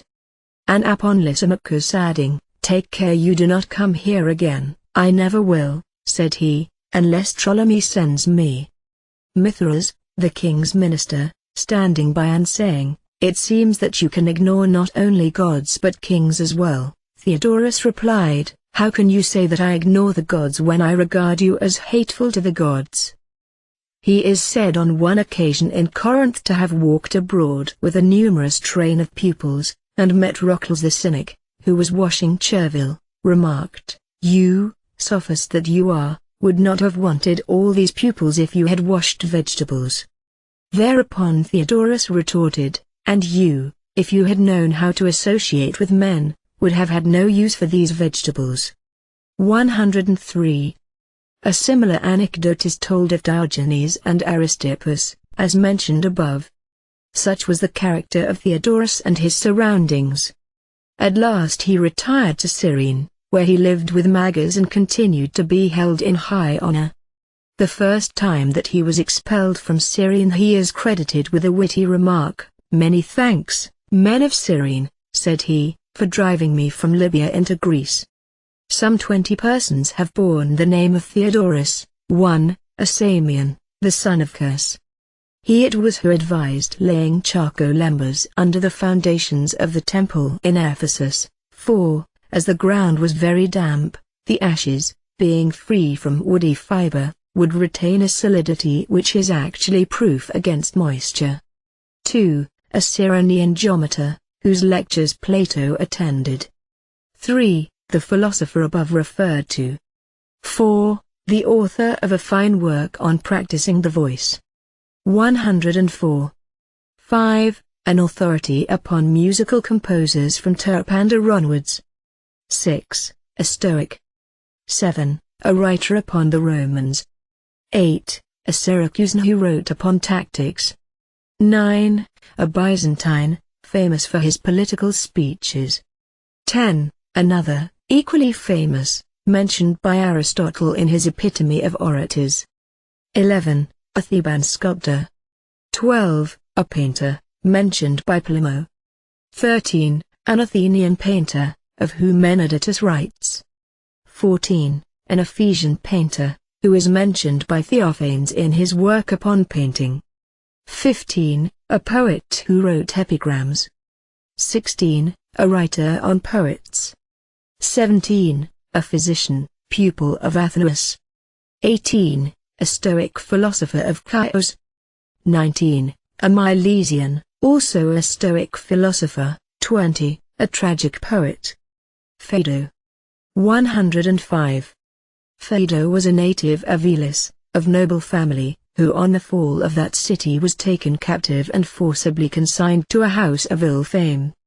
But he would close the door and so contrived to join Socrates' circle, and in the end Socrates induced Alcibiades or Crito with their friends to ransom him. From that time onwards he studied philosophy as became a free man.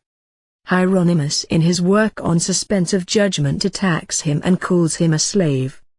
Of the dialogues which bear his name the Zopyrus and Simon are genuine, the Nicias is doubtful, the Medius is said by some to be the work of Aeschines, while others ascribe it to Polyneus, the Antimachus or the Elders is also doubted, the Cobbler's Tales are also by some attributed to Aeschines. He was succeeded by Plistanus of Elis, and a generation later by Menedimus of Eretria and Asclepiades of Phlius, who came over from Stilpo's school.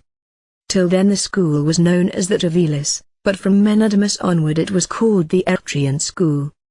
Of Menedimus we shall have to speak hereafter, because he too started a new school. Euclides. 106. Euclides was a native of Megara on the Isthmus, or according to some of Jala, as Alexander states in his Successions of Philosophers. He applied himself to the writings of Parmenides, and his followers were called Megarians after him, then Aristics, and at a later date Dialecticians, that name having first been given to them by Dionysius of Chalcedon because they put their arguments into the form of question and answer. Hermodorus tells us that, after the death of Socrates, Plato and the rest of the philosophers came to him, being alarmed at the cruelty of the tyrants. He held the supreme good to be really one, though called by many names, sometimes wisdom, sometimes God, and again mind, and so forth. But all that is contradictory of the good he used to reject, declaring that it had no existence. 107.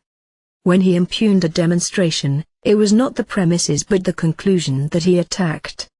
He rejected the argument from analogy, declaring that it must be taken either from similars or from dissimilars.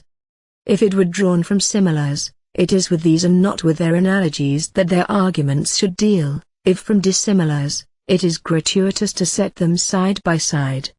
Hence Timon says of him, with a side hit at the other Socratics as well, but I care not for these babblers, nor for anyone besides, not for Phaedo whoever he be, nor wrangling Euclides, who inspired the Megarians with a frenzied love of controversy. 108. He wrote 6 dialogues, entitled Lamprias, Aeschines, Phoenix, Crito, Alcibiades, and a discourse on love. To the school of Euclides belongs Eubulides of Miletus, the author of many dialectical arguments in an interrogatory form, namely, the lyre, the disguised, Electra, the veiled figure, the Sorites, the horned one, and the bald head. Of him it is said by one of the comic poets, Eubulides the Eristic, who propounded his quibbles about horns and confounded the orators with falsely pretentious arguments, is gone with all the braggadocio of a Demosthenes. Demosthenes was probably his pupil and thereby improved his faulty pronunciation of the letter R. 109. Eubulides kept up a controversy with Aristotle and said much to discredit him. Among other members the school of Eubulides included Alexinus of Elis, a man very fond of controversy, for which reason he was called Elenxenus. In particular he kept up a controversy with Zeno. Hermippus says of him that he left Elis and removed to Olympia, where he studied philosophy. His pupils inquired why he took up his abode here, and were told that it was his intention to found a school which should be called the Olympian School. But as their provisions ran short and they found the place unhealthy, they left it, and for the rest of his days Alexinus lived in solitude with a single servant. And some time afterwards, as he was swimming in the Alpheus, the point of a reed ran into him, and of this injury he died. 110. I have composed the following lines upon him. It was not then a vain tale that once an unfortunate man, while diving, pierced his foot somehow with a nail, since that great man Alexinus, before he could cross the Alpheus, was pricked by a reed and met his death. He has written not only a reply to Zeno but other works, including one against Ephorus the historian. To the school of Eubulides also belonged Euphantus of Olynthus, who wrote the history of his own times. He was besides a poet and wrote several tragedies, with which he made a great reputation at the festivals. He taught King Antigonus and dedicated to him a work on kingship which was very popular. He died of old age. 111. There are also other pupils of Eubulides, amongst them Apollonius surnamed Cronus. He had a pupil Diodorus, the son of Amenias of Iasus, who was also nicknamed Cronus.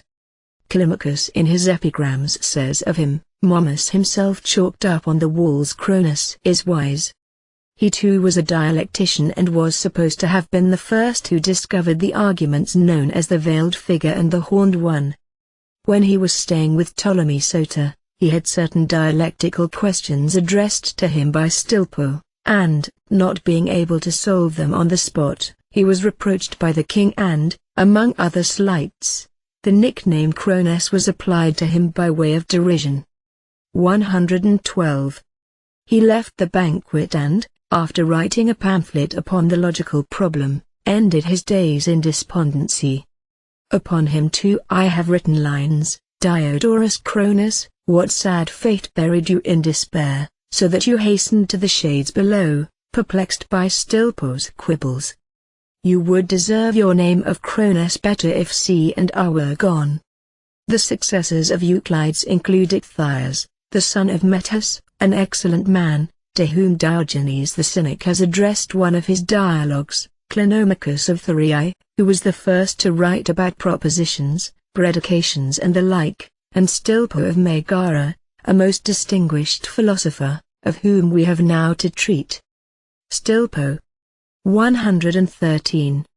Stilpo, a citizen of Megara in Greece, was a pupil of some of the followers of Euclides, although others make him a pupil of Euclides himself, and furthermore of Thrasymachus of Corinth, who was the friend of Ichthyas, according to Heraclides.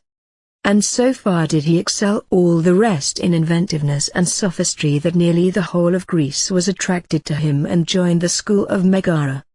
On this let me cite the exact words of Philippus the Megarian philosopher, for from Theophrastus he drew away the theorist Metrodorus and Timagoras of Gela, from Aristotle the Cyrenaic philosopher, Clytarchus, and Simmias, and as for the dialecticians themselves, he gained over Paeonius from Aristides, Diphilus of Bosphorus, the son of Euphantus, and Mimex, the son of Xanaetus, who had both come to refute him, he made his devoted adherents. 114.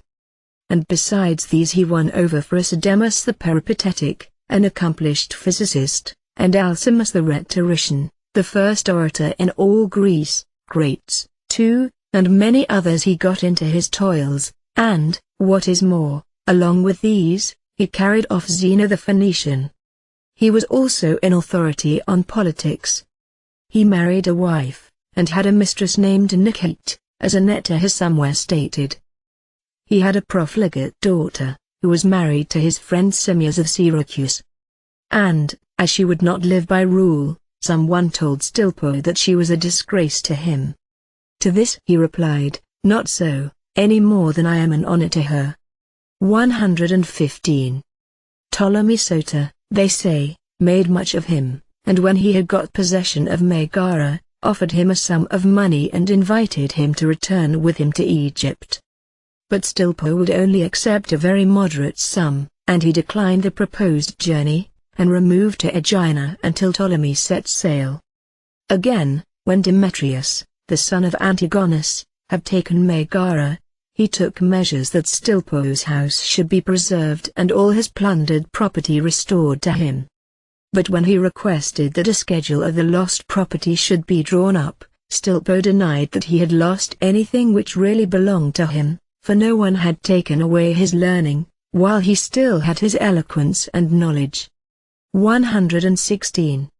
And conversing upon the duty of doing good to men, he made such an impression on the king that he became eager to hear him. There is a story that he once used the following argument concerning the Athena of Phidias: "Is it not Athena the daughter of Zeus who is a goddess?" And when the other said yes, he went on, "But this at least is not by Zeus but by Phidias," and, this being granted, he concluded, "This then is not a god." For this he was summoned before the Areopagus. He did not deny the charge, but contended that the reasoning was correct, for that Athena was no god but a goddess, it was the male divinities who were gods. However, the story goes that the Areopagites ordered him to quit the city, and that thereupon Theodorus, whose nickname was Comma, said in derision, "Whence did Stilpo learn this? And how could he tell whether she was a god or a goddess?" But in truth Theodorus was most impudent, and Stilpo most ingenious. 117. When Crates asked him whether the gods take delight in prayers and adorations, he is said to have replied, "Don't put such a question in the street, simpleton, but when we are alone." It is said that Bion, when he was asked the same question whether there are gods, replied, "Will you not scatter the crowd from me, O much enduring elder?" In character Stilpo was simple and unaffected, and he could readily adapt himself to the plain man. For instance, when Crates the cynic did not answer the question put to him and only insulted the questioner, "I knew," said Stilpo, "that you would utter anything rather than what you ought." 118. And once when Crates held out a fig to him when putting a question, he took the fig and ate it. Upon which the other exclaimed, "O Heracles, I have lost the fig," and Stilpo remarked, "Not only that but your question as well," for which the fig was payment in advance. Again, on seeing Crates shriveled with cold in the winter, he said, "You seem to me, Crates, to want a new coat, that is to be wanting in sense as well." And the other being annoyed replied with the following burlesque, "And Stilpo I saw enduring toilsome woes in Megara, where men say that the bed of Typhos is. There he would ever be wrangling, and many comrades about him, wasting time in the verbal pursuit of virtue." 119. It is said that at Athens he so attracted the public that people would run together from the workshops to look at him. And when someone said, "Stilpo," they stare at you as if you were some strange creature. "No, indeed," said he, "but as if I were a genuine man." And, being a consummate master of controversy, he used to demolish even the ideas, and say that he who asserted the existence of man meant no individual, he did not mean this man nor that. For why should he mean the one more than the other? Therefore neither does he mean this individual man. Again, vegetable is not what is shown to me, for vegetable existed 10,000 years ago. Therefore this is not vegetable. The story goes that while in the middle of an argument with Crates he hurried off to buy fish, and, when Crates tried to detain him and urged that he was leaving the argument, his answer was, "Not I. I keep the argument though I am leaving you, for the argument will remain, but the fish will soon be sold." 120. 9 dialogues of his are extant written in frigid style: Motius, Aristippus Orcelius, Ptolemy, Charicrates, Metrocles, Anaximenes, Epigenes, to his daughter, Aristotle. Heraclides relates that Zeno, the founder of the Stoic school, was one of Stilpo's pupils, Hermippus, that Stilpo died at a great age after taking wine to hasten his end. I have written an epitaph on him also. Surely you know Stilpo the Megarian. Old age and then disease laid him low, a formidable bear. But he found in wine a charioteer too strong for that evil team. He quaffed it eagerly and was borne along. He was also ridiculed by Syphilus the comic poet in his drama The Wedding. What Charinus says is just Stilpo's stoppers. Crito. 121. Crito was a citizen of Athens. He was most affectionate in his disposition towards Socrates, and took such care of him that none of his wants were left unsupplied. Further, his sons Critobulus, Hermogenes, Epigenes and Ctesippus were pupils of Socrates. Crito too wrote 17 dialogues which are extant in a single volume under the titles, That Men Are Not Made Good by Instruction. Concerning superfluity. What is expedient, or the statesman? Of beauty. On doing ill. On tidiness. On law.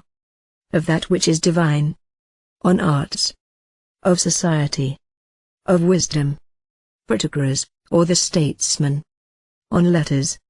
Of poetry. Of learning.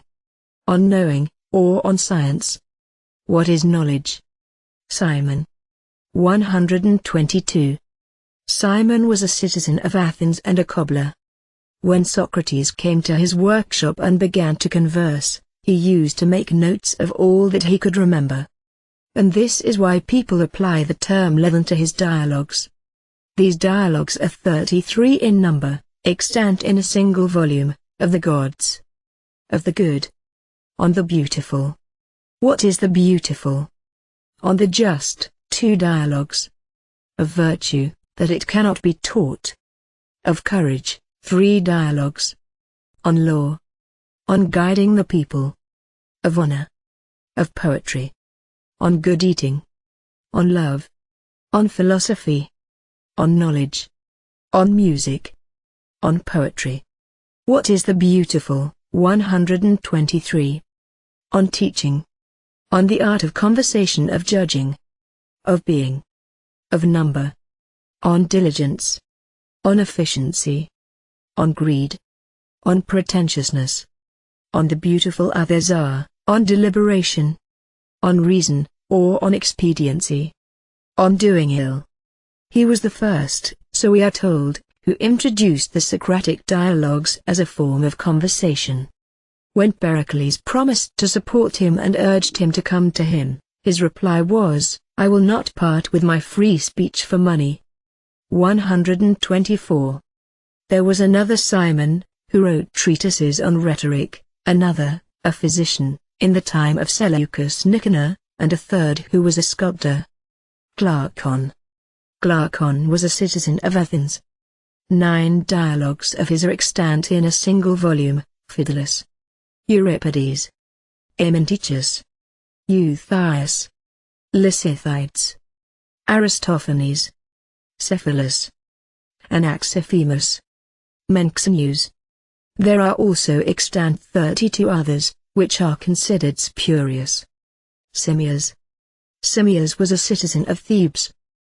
23 dialogues of his are extant in a single volume, on wisdom, on reasoning, on music, on verses, of courage, on philosophy, of truth, on letters, on teaching, on art, on government, of that which is becoming, of that which is to be chosen and avoided, on friendship, on knowledge, of the soul, on a good life, of that which is possible, on money, on life. What is the beautiful? On diligence, on love. Sebes.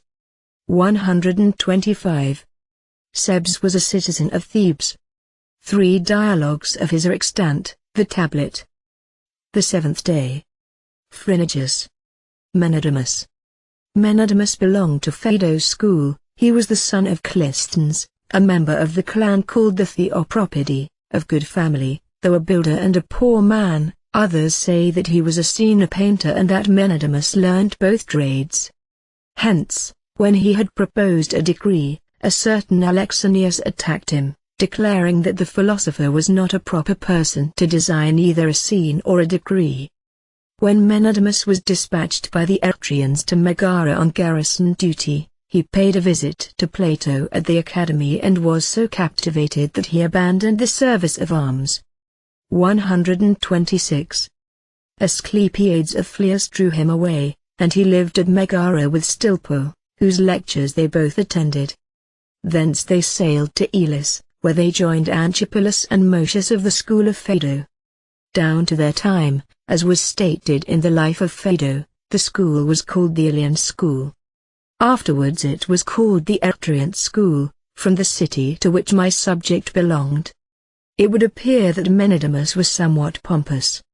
Hence Crates burlesques him thus: Asclepiades the sage of Phlius and the Eretrian bull, and Timon as follows: a puffing, supercilious purveyor of humbug. 127. He was a man of such dignity that, when Eurylochus of Cassandra was invited by Antigonus to court along with Cleopites, a youth of Cyzicus, he declined the invitation, being afraid that Menedemus would hear of it, so caustic and outspoken was he. When a young gallant would have taken liberties with him, he said not a word but picked up a twig and drew an insulting picture on the ground, until all eyes were attracted and the young man, perceiving the insult, made off. When Hierocles, who was in command of the Piraeus, walked up and down along with him in the shrine of Amphiaraus, and talked much of the capture of Eretria, he made no other reply beyond asking him what Antigonus's object was in treating him as he did. 128. To an adulterer who was giving himself airs he said, "Do you not know that, if cabbage has a good flavor, so for that matter has radish?" Hearing a youth who was very noisy, he said, "See what there is behind you." When Antigonus consulted him as to whether he should go to a rout, he sent a message to say no more than this, that he was the son of a king. When a stupid fellow related something to him with no apparent object, he inquired if he had a farm. And hearing that he had, and that there was a large stock of cattle on it, he said, "Then go and look after them, lest it should happen that they are ruined and a clever farmer thrown away." To one who inquired if the good man ever married, he replied, "Do you think me good or not?" The reply being in the affirmative, he said, "Well, I am married." 129. Of one who affirmed that there were many good things, he inquired how many, and whether he thought there were more than 100. Not being able to curb the extravagance of someone who had invited him to dinner, he said nothing when he was invited, but rebuked his host tacitly by confining himself to olives. However, on account of this freedom of speech he was in great peril in Cyprus with his friend Asclepiades when staying at the court of Nicocreon. For when the king held the usual monthly feast and invited these two along with the other philosophers, we are told that Menedemus said that, if the gathering of such men was a good thing, the feast ought to have been held every day, if not, then it was superfluous even on the present occasion. 130. The tyrant having replied to this by saying that on this day he had the leisure to hear philosophers, he pressed the point still more stubbornly, declaring, while the feast was going on, that any and every occasion should be employed in listening to philosophers. The consequence was that, if a certain flute player had not got them away, they would have been put to death. Hence when they were in a storm in the boat Asclepiades is reported to have said that the flute player through good playing had proved their salvation when the free speech of Menedemus had been their undoing. He shirked work, it is said, and was indifferent to the fortunes of his school. At least no order could be seen in his classes, and no circle of benches, but each man would listen where he happened to be, walking or sitting, Menedemus himself behaving in the same way. 131. In other respects he is said to have been nervous and careful of his reputation, so much so that, when Menadamus himself and Asclepiades were helping a man who had formerly been a builder to build a house, whereas Asclepiades appeared stripped on the roof passing the mortar, Menadamus would try to hide himself as often as he saw anyone coming. After he took part in public affairs, he was so nervous that, when offering the frankincense, he would actually miss the censer. And once, when Crates stood about him and attacked him for meddling in politics, he ordered certain men to have Crates locked up. But Crates nonetheless watched him as he went by and, standing on tiptoe, called him a pocket Agamemnon and Hygisopolis. 132. He was also in a way rather superstitious. At all events once, when he was at an inn with Asclepiades and had inadvertently eaten some meat which had been thrown away, he turned sick and pale when he learnt the fact, until Asclepiades rebuked him, saying that it was not the meat which disturbed him but merely his suspicion of it. In all other respects he was magnanimous and liberal. In his habit of body, even in old age, he was as firm and sunburnt in appearance as any athlete, being stout and always in the pink of condition. In stature he was well proportioned, as may be seen from the statuette in the ancient Stadium at Arctria. For it represents him, intentionally no doubt, almost naked, and displays the greater part of his body. 133. He was fond of entertaining and used to collect numerous parties about him because Arctria was unhealthy. Amongst these there would be parties of poets and musicians. He welcomed Aratus also and Lycophron the tragic poet, and Antigoras of Rhodes, but, above all, he applied himself to the study of Homer and, next, the lyric poets, then to Sophocles, and also to Laertius, to whom he assigned the second place as a writer of satiric dramas, giving Aeschylus the first. Hence he quoted against his political opponents the following lines: "Ere long the swift is overtaken by the feeble, and the eagle by the tortoise." 134. Which are from the Omphale, a satiric drama of Laertius. Therefore it is a mistake to say that he had read nothing except the Medea of Euripides, which some have asserted to be the work of Neophron of Sicyon. He despised the teachers of the school of Plato and Xenocrates as well as the Cyrenaic philosopher Parabates. He had a great admiration for Stilpo, and on one occasion, when he was questioned about him, he made no other answer than that he was a gentleman.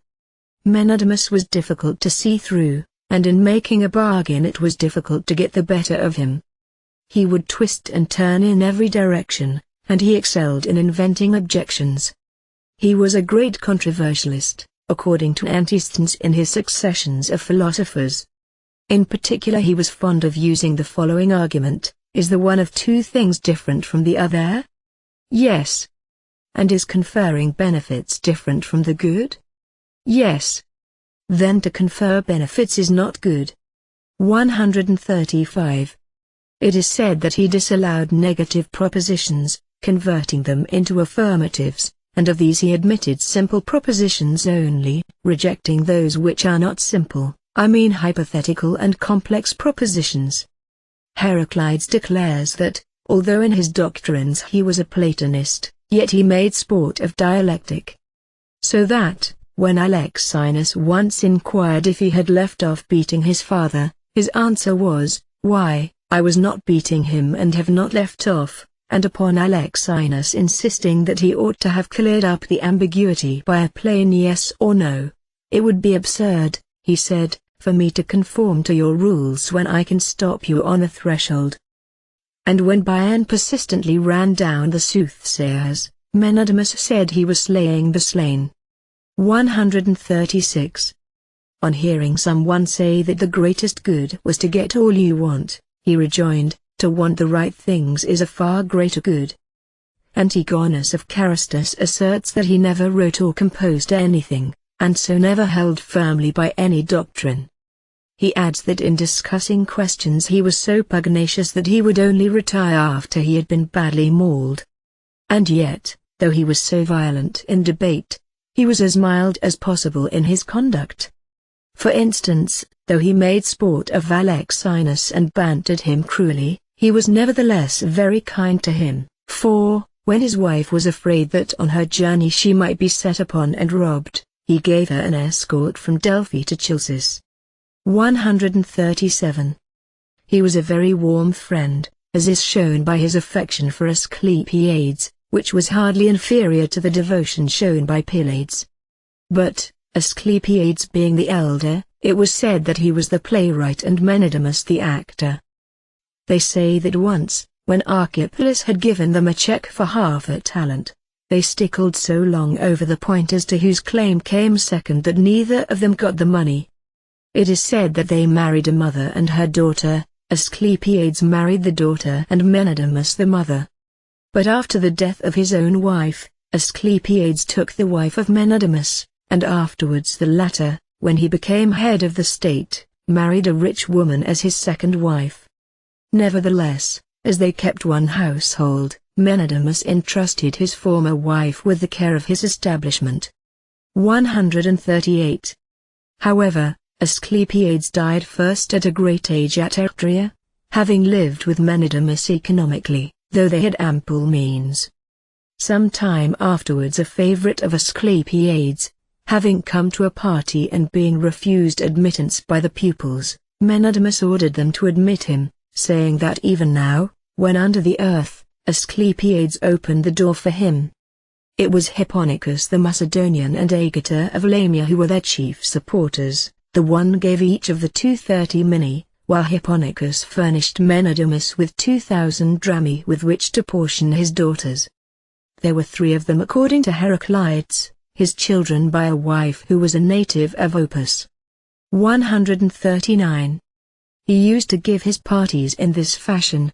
He would breakfast beforehand with 2 or 3 friends and stay until it was late in the day. And in the next place someone would summon the guests who had arrived and who had themselves already dined, so that, if anyone came too soon, he would walk up and down and inquire from those who came out of the house what was on the table and what o'clock it was.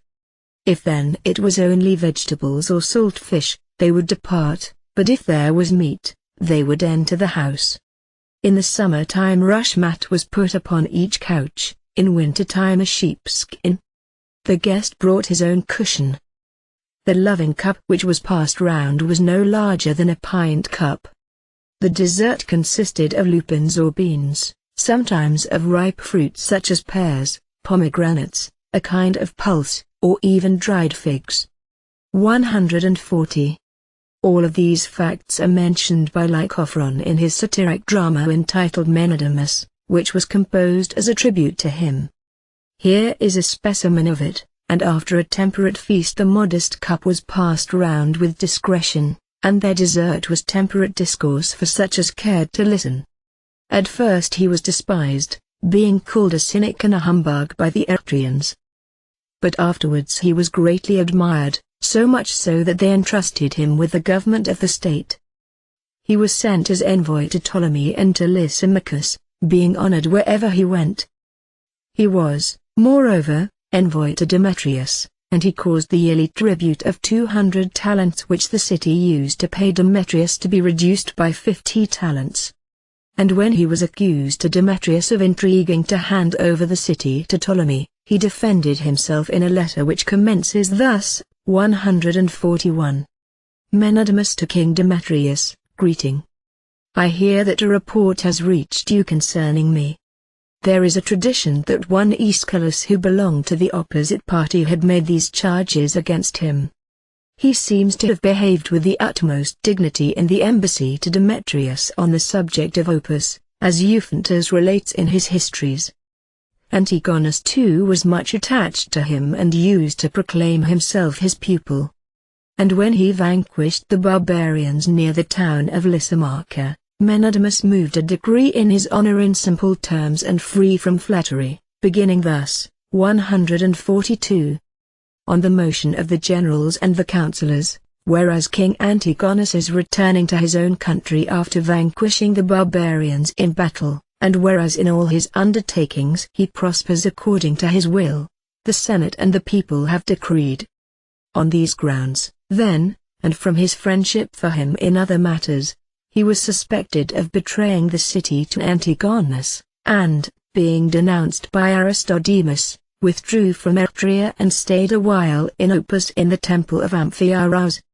And, because some golden goblets were missing from the temple, he was ordered to depart by a general vote of the Boeotians, as is stated by Hermippus, and thereupon in despair, after a secret visit to his native city, he took with him his wife and daughters and came to the court of Antigonus, where he died of a broken heart.